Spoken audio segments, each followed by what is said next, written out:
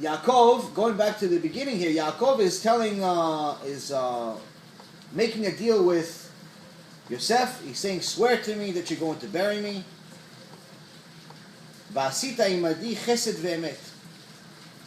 He said, please, if I have found favor in your eyes, please place your hand under my thigh and do kindness and truth with me.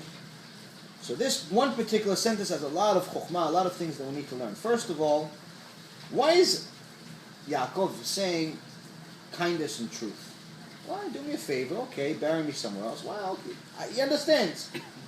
Because the best type and the only type of true kindness that you can do for someone is when you expect nothing in return. If you're doing someone kindness because you're expecting, you know what, maybe if I do this guy a favor, maybe one day his company's going to give me a contract. Or maybe one day I'm going to need him and he's going to give me a loan. Or maybe one day he's going to give me a job. That's not true kindness. That's business. That's a loan. Maybe if I donate some money to the Bet Knesset, they're going to put a little banner with my name on it on the building. That's business. That's not true kindness. So if you want to do true kindness, then you have to look at the kindness you do for the dead. Why kindness you do for the dead? Because the dead can't give you anything in return.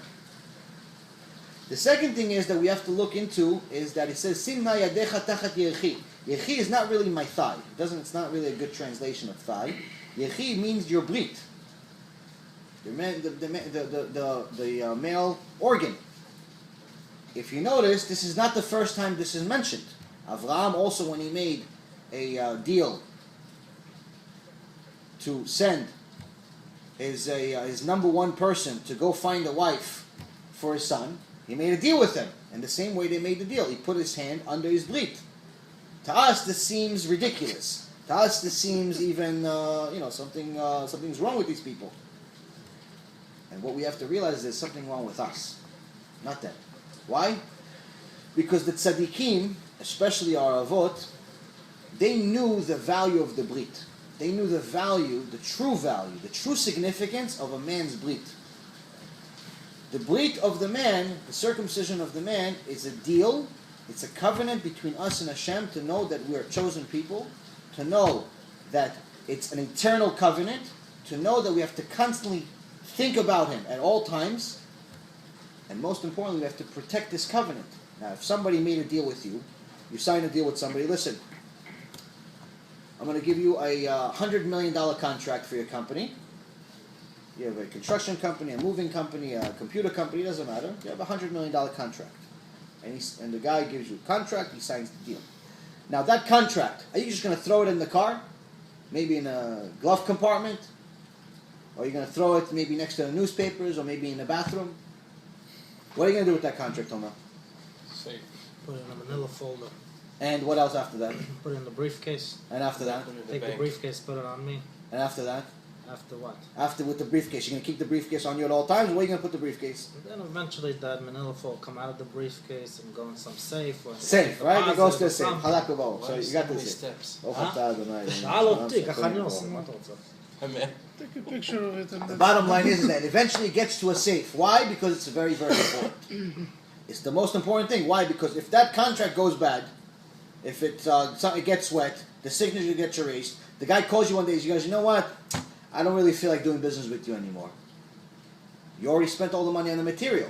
You already spent $60 million on material. You didn't get you didn't get all the money yet. You didn't get the money yet. So the guy says, I don't feel like doing business with you already. You already spent the money. You can't go to Home Depot and say, hey, by the way, it's $60 million worth of goods back. There's no return policy for $60 million worth of goods. Just make 20 copies. So what do? You protect this. You say, listen, by the way, I have a contract you signed that if you don't give me this money, I could sue you, and I'm going to win even more than this contract because you have to pay my legal fees and my anguish and all these other things that you could add to the $100 million. Nonetheless, the contract is the most valuable thing. If you don't have a contract, you don't have anything. I know from my own personal experience, I had we're not going into too much details because it's not necessarily relevant, but I had a deal with somebody in my business days. He wanted me to lend him $500,000. So me, in those days I had a lot of money, so it was no problem. I said I even gave him the money before I drafted up the contract, but because I trusted the guy. But nonetheless, I had lawyers that drafted out the contract. I spent $18,000 on the contract. On the contract. The reason why we did it was supposed to be a bigger deal. Nonetheless, I lent the guy $500,000. Wired the guy $500,000. We have the contract. Once there was a problem with the contract, once there was a problem with the guy didn't have the money to pay me back, the market blew up, he lost everything, and so on, he couldn't pay me back.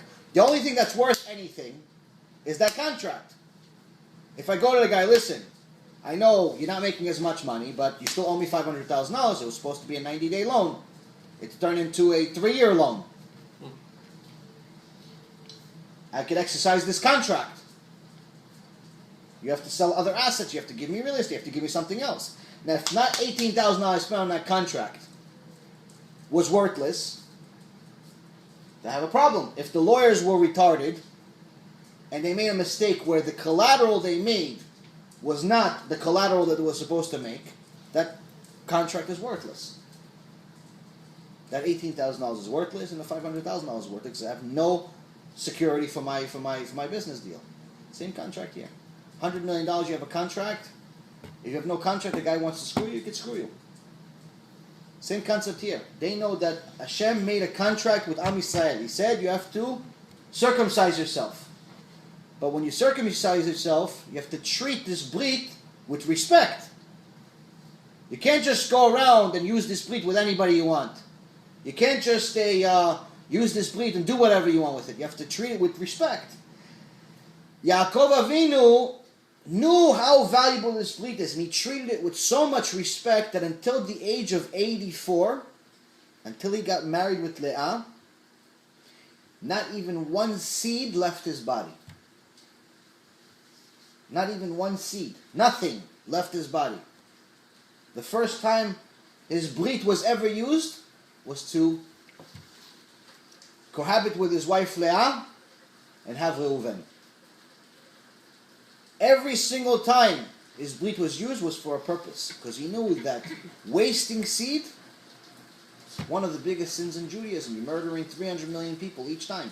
According to scientists, there's 300 million seeds average in every ejaculation of a male.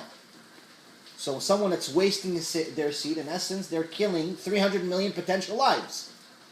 That's a problem to go up to Shamayim and say, oh, by the way, on Monday I killed 300 million. On Tuesday I killed 600 million because it was an extra busy day. On Wednesday, no, it was only 300 million. On Saturday, and the weekend we went to the clubs with the bars, with the drinks. It was so much fun. 1.5, billion. It's a problem to go up to Shamayim. You have all this wasted seed. Yaakov knew this.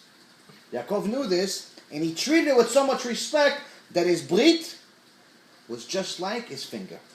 Same thing.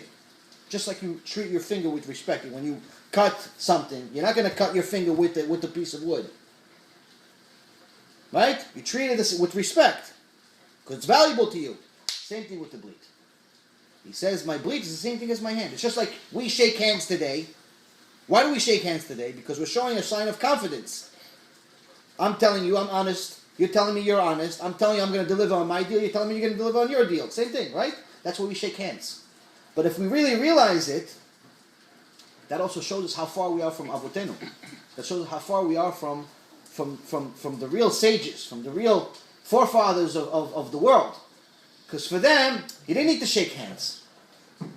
The brit was pure. Today, whose brit is pure?